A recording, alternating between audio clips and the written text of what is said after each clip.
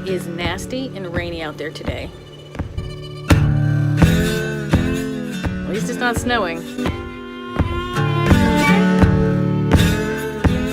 But I don't really care that much because I'm in here in this nice warm bus. Ooh, it's toasty in here.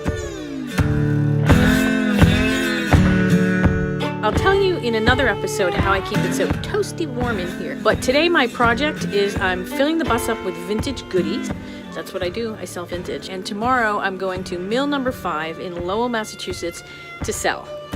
Usually I like to do outdoor shows because then I get to invite the customers onto the bus. I set it all up like a little store in here and people come in and they buy stuff. It's really fun.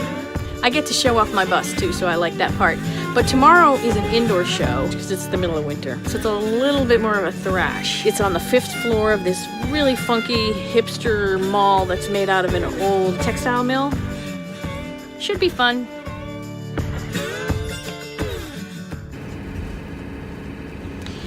Now, in order to park, I have to actually rent a parking space from the city of Lowell on the street because the place where they have us load in for the show has this overhang on it and I can't get under it because the bus is 9 feet 6 inches tall.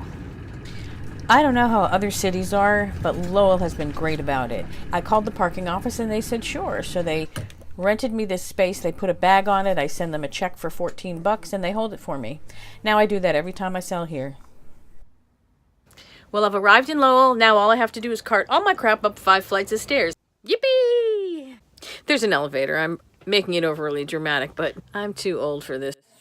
So the cart is loaded up, fully loaded up, as you can see, and we're waiting for the elevator, which can take quite a long time here because so many people are loading in at once. Okay, I just made 2 trips from way down there, around the corner, into the elevator, up here to the 5th floor. Here are my tables, and now it's time to make things pretty.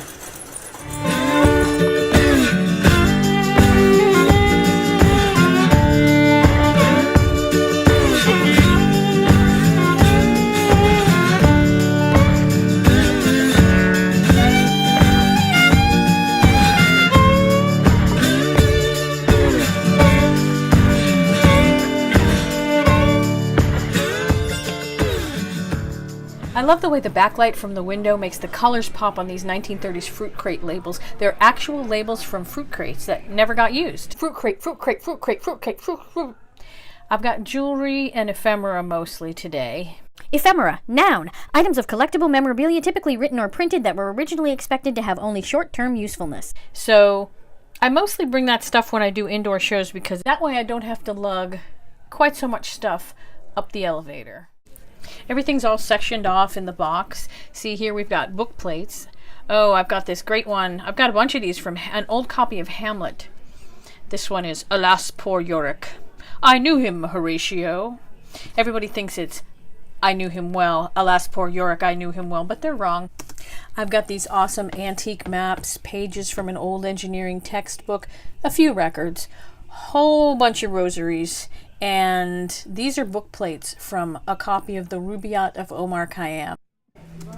Got a whole bunch of rings and a few earrings, and then I've got smaller ephemera over here like postcards and stuff, and these instant ancestors. You'd be amazed how popular those are. Then I've got some necklaces hanging that mostly are things I made myself. I make necklaces out of broken pieces of china because when I had my store I broke a lot of china. I also make things out of silverware, including octopuses and elephants out of forks.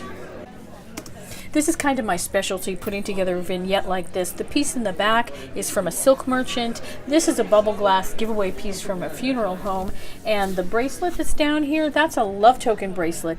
Every single one of those tokens is carved by hand from a dime.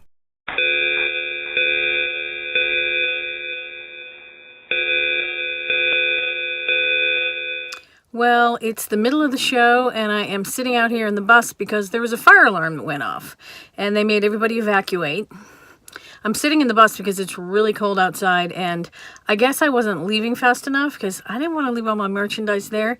So a lady who worked for mill number 5 came along and hustled me out of there. I didn't grab my coat.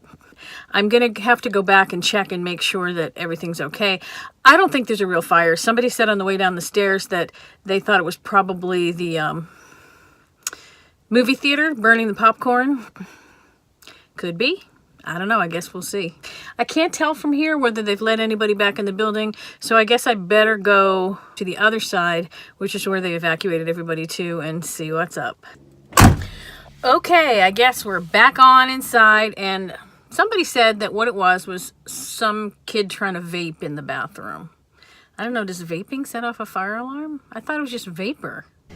Well, back upstairs, the crowd has thinned out quite a bit. I think a lot of people, since they had to get out, decided to stay out. And some people are already starting to pack up.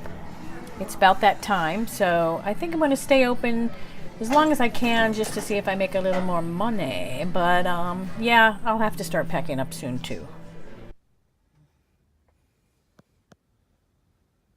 Okay, this is what it looks like on the bus after I do a show.